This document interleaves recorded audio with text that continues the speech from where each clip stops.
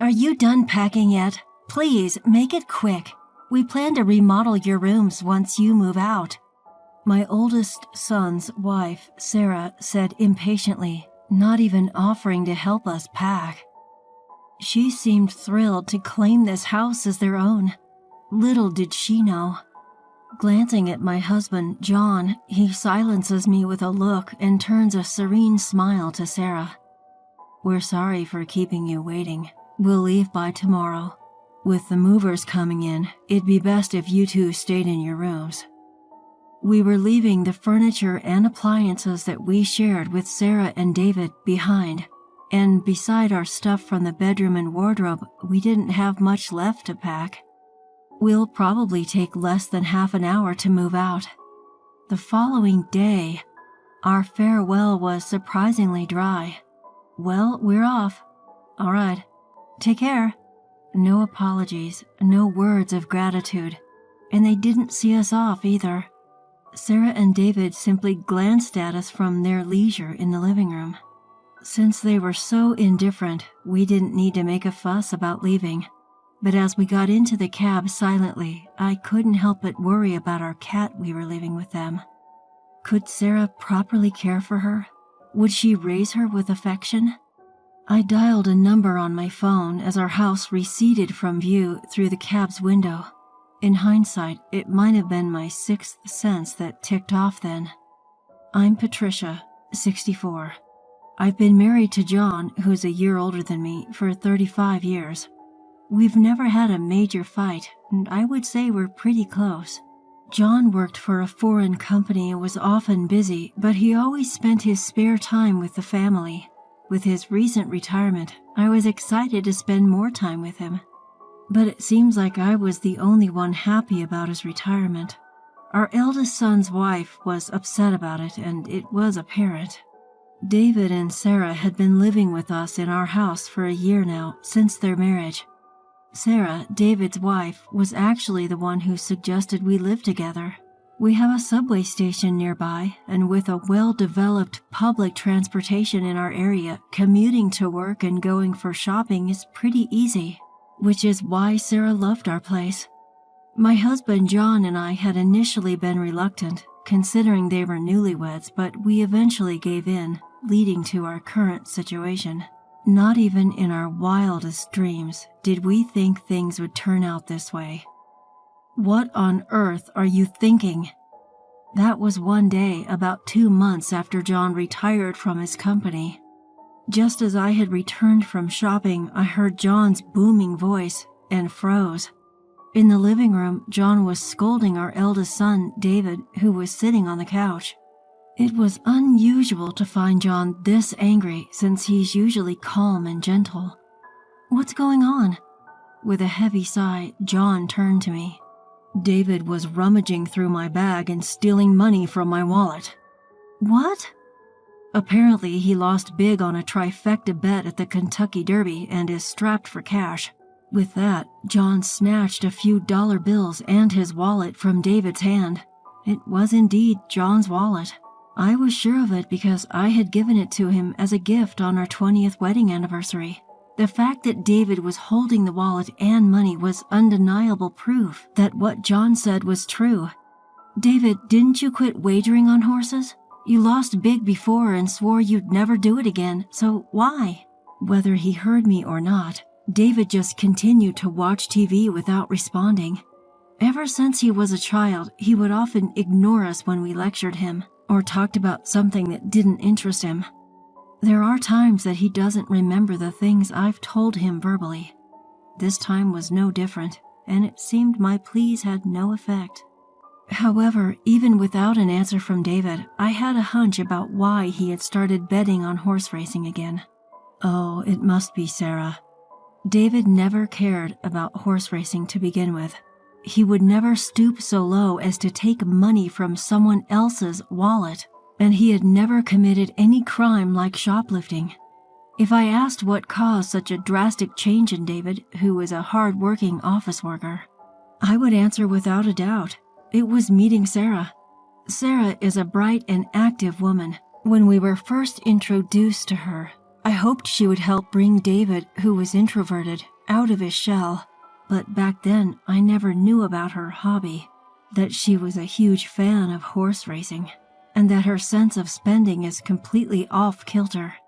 "You heard your mother talking, so why don't you at least say something?" said my frustrated husband as he turned off the TV. At that, David finally opened his mouth. "Shut up. I've paid you back, so stop nagging me. Besides, what's got you so worked up about a couple of $100 bills? What?" I was actually surprised at how light your wallet was. "You've really gone downhill, haven't you, Dad?" "Well, I'm retired, so what did you expect?" "How lame." With that, David left the living room. I almost tried to stop him, but my husband held me back. "I'm at fault too for carelessly leaving my wallet around. Besides, repeatedly scolding him isn't going to help. But his attitude is far too unacceptable. This is too much." John has never been the kind of person to flaunt his role as the main breadwinner of the family, but it's a plain fact that it's thanks to him that we are able to maintain our lifestyle, and he provides for David and his wife as well. They're able to save on rent and living expenses as well, since they always come up with an excuse not to contribute to the household's expenses. So it's my husband who's been covering majority of our expenses. And yet, instead of respecting John, David disparaged him. David's comments were unacceptable, but I was also enraged with his wife for introducing him to gambling. A few days later, still feeling uneasy, I decided to ask David's wife directly. "It seems like David is struggling with money lately. Do you know anything about it?" "Oh, he apparently took a big hit at the Kentucky Derby." "You knew about it?" "Yeah. After all, I was the one who suggested we go together." Just as I thought. Sure enough, David had been drawn back in to horse racing by Sarah. Why would you do such a thing? David was trying to quit horse racing. Is that so? I had no idea. Please, Sarah, I'm begging you not to invite David to the horse races anymore. If this keeps up, won't you be in trouble too? Well, we each have our own earnings and we're just doing what we like, so I have no problem with it. I was taken aback by her reply. Certainly both David and Sarah, as a couple, were earning their own money, and they could spend it on whatever as long as they had food, rent, and clothing covered. But you two are a married couple, right? You might even have kids in the future, for their sake as well. We've decided not to have children. We don't want to give up the things we love just to be tied down raising a kid. I was shocked again by her response. There was too much information to process all at once, but in a way it made sense. Having children would require you to have more savings by tens of thousands of dollars, which is probably why they can be so careless with money. But even without children, a married couple is still a married couple. But as a couple, you should support each other when in trouble, right? David is in trouble right now. Well, why don't you, Patricia, and the rest of the family help him out? You're his parents and well off, right? Oh, are you living off your pension now? But you had your retirement fund, didn't you? My husband worked for a foreign company, so we don't have a retirement fund. Really? That's a bummer. I thought you had a nice retirement payout. We don't. So I need you and David as a couple to be more financially responsible. To be honest, the living expenses are already quite a burden and we can't afford to cover for you guys anymore. Isn't that David's fault for losing? I can't take responsibility for that. But anyway, we can't right now. I was unable to secure a promise to support David and found myself ejected from David and Sarah's room. A week passed and David's financial problems remained unsolved. Was he so desperate that he had to pilfer money from his parents' wallet? Shouldn't we help him before he resorts to illegal activity? I discussed it over and over with my husband John, but in the end, this was the result of us spoiling him in the past. John convinced me that we needed to be firm this time for his future's sake, and I had to agree. We were providing him breakfast and dinner, and he had a pass for commuting to work. The goal was simply to have him make it until his next paycheck, but then the situation took an unexpected turn. It happened on a weekend night as we finished our dinner and were relaxing in the living room as usual. Ding dong.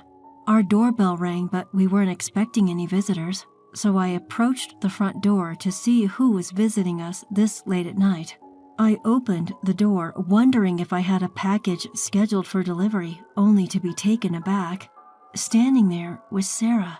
Apparently, she couldn't open the door as her hands were full with a cardboard box. "What's going on? What's this box for?" As I hurriedly took the box from her, a rustling sound echoed from within, causing me to let out a scream. In an instant, the box opened, and I found myself face to face with the animal inside. It was a cat. "Isn't it cute? I found it abandoned on my way home," Sarah said with a proud grin. I was momentarily stunned, but I quickly remembered the gravity of the situation and yelled toward the living room. "John, go to our bedroom and shut the door immediately." I then closed the box and pushed it back toward Sarah. "Sarah, I'm sorry, but we can't keep a cat in our house." "Huh? Why's that?" I explained to the confused Sarah that my husband John has a severe cat allergy. In addition to developing inflammation upon contact with cat saliva, he also suffers asthma-like symptoms when inhaling cat hair or dander. There was even a time in the past when he was rushed to the hospital because David had returned from a friend's house who had cats, with his clothes covered in fur. I thought I had already told Sarah about this when we started living together, but she seemed to have forgotten. "So what are you saying? Do you want me to take it back where I found it? In this cold weather, it'll die." I was at a loss for words at Sarah's statement. I don't dislike cats. I couldn't possibly tell her to return it to the freezing cold outside. However, I can't expose my husband to danger either. "All right, you can keep it in your room for tonight, but just for tonight. Tomorrow we'll contact an animal shelter and ask them to take it in." I thought that at the very least an animal shelter would provide temporary refuge for the cat. Sarah reluctantly nodded in agreement to my suggestion. I told my husband and son about it, and they agreed to let the cat stay in John and Sarah's room for the night. However, things didn't go as smoothly as expected. The next morning, John and Sarah changed their minds and decided to keep the cat. "Sarah, that's not what we agreed on." "But I really want to keep it. It's so cute. Why can't I keep it?" "Because your dad is allergic to cats. He'll be fine, as long as he doesn't touch it, right? We'll take good care of it. Please?" "You won't be home during work, right? Who will take care of it then?" "Can't you do it?" "I can't, which is why I'm telling you that we can't keep it." "How terrible.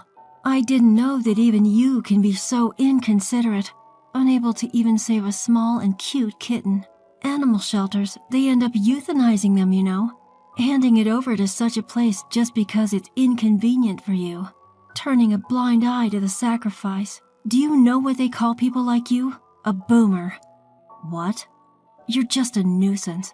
If you can't live with this kitten, then please leave this house immediately." I was about to snap back at her, but David chimed in. "It's a good opportunity. Why don't you guys move into a retirement home? It might be comfortable. You're at that age and we're not taking care of you guys. You guys aren't even bringing in any income anymore." "I've had enough, you guys." "Fine."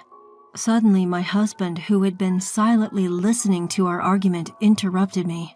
Since last night's incident, he's been wearing gloves and a mask and keeping a distance from David and his wife. I felt sorry for making him feel uncomfortable at his own home. "The reason we can't keep the cat is my fault. I will take your advice and leave." "John," as David said, "this might be a good opportunity to consider moving into a retirement home." Saying that, John looked at me. Understanding his intentions, I remained silent. David and his wife probably took this as us giving up on our house. They suddenly became more cocky. "We'll take good care of this house, so don't worry, but keep the property under your name. The paperwork and payments are a pain. Moving into a retirement home can be quite expensive, you know. Please handle yourselves. Don't rely on us. We aren't helping." They seem relieved, even joyful at our compliance. This must be their true nature. Perhaps they picked up that kitten on purpose, hoping for this to happen. I realized that we had been manipulated by Sarah. For the following week, I began packing while looking out for John. David and his wife, who had lost all reserve, continued to throw veiled insults at us. But they probably realized that if John collapsed, our move-out would only get delayed. So they did not let the cat out of their room. That was the only promise they kept.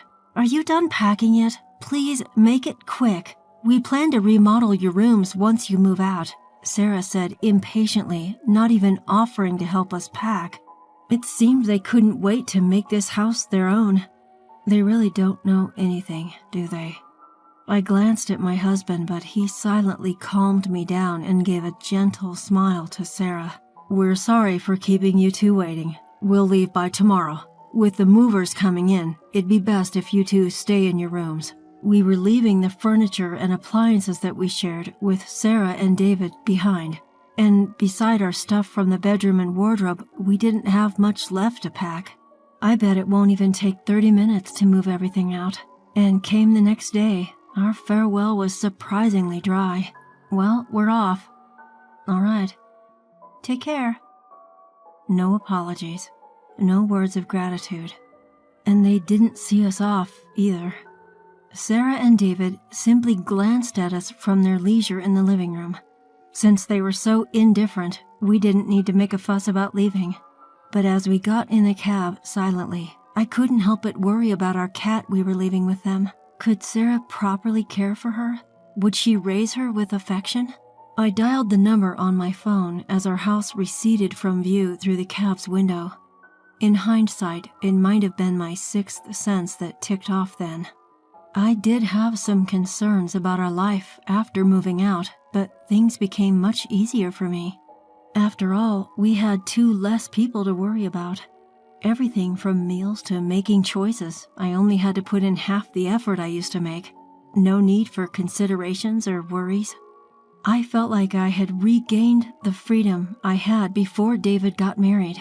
About a week into this new daily routine, I received a call from Sarah one evening. After getting my husband's approval, I answered the call. Suddenly, a frantic voice echoed from the other end of the line. Sarah. "Patricia, what's going on? Power and gas have been cut off." It seemed that she had just gotten home. She was so flustered that the call had accidentally switched to video, but all that could be seen on the screen was the light from a flashlight moving around in a pitch-black room. I couldn't see her face. "That's because we canceled the contract for our utility bills. Of course they'd be off." "What? What do you mean? Why did you cancel them? Are you trying to get us in trouble?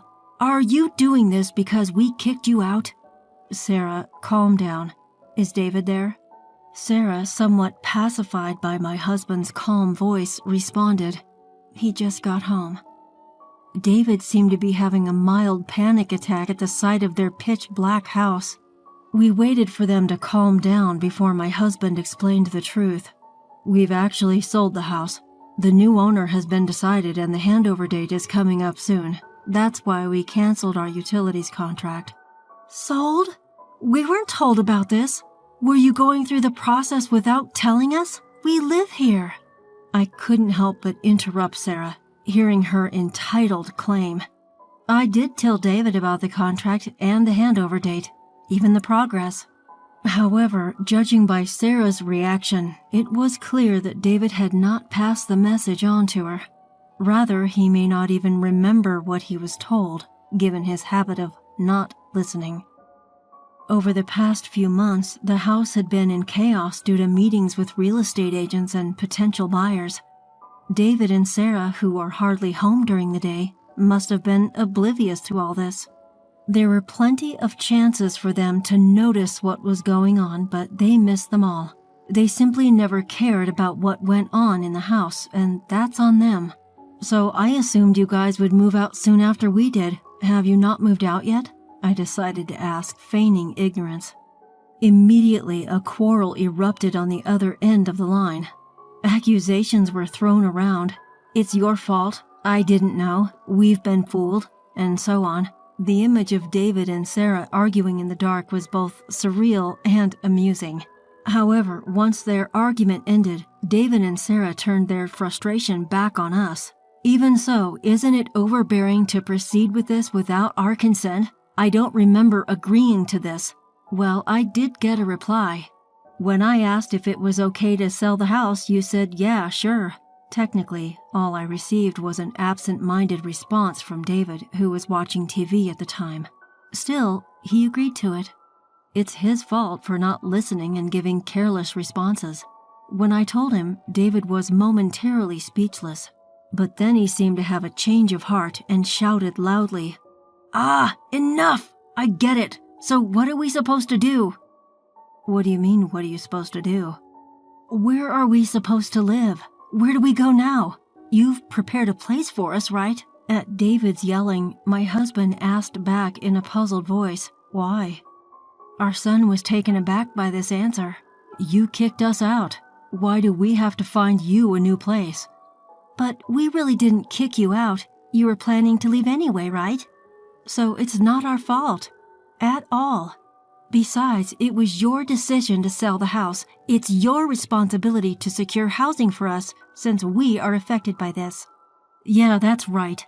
For a rental, you pay some amount for leaving. Then you gotta pay us some money too. I know you made a lot from selling the house." "Rental, huh? Before paying you any vacating fee, you should pay us the rent for the period you were living in that house, shouldn't you? Plus, we covered all your living expenses too. Let's have you pay all of that up front. Including rent and living expenses, it'll be about $7,000 for a year. You can pay it right now, can't you?"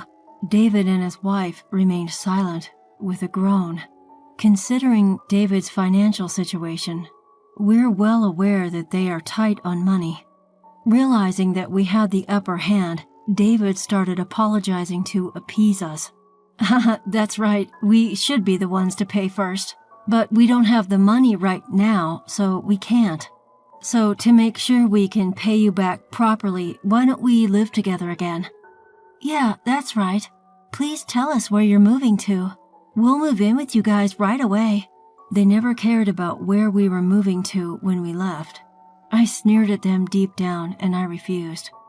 "No, we can't live with a cat. Wasn't that the reason you kicked us out? We'll get rid of the cat right away, so..."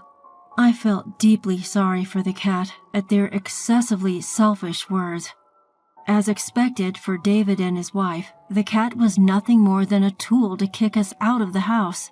As long as it benefits you, you're willing to put others' needs over your wants. Doesn't that make you a boomer?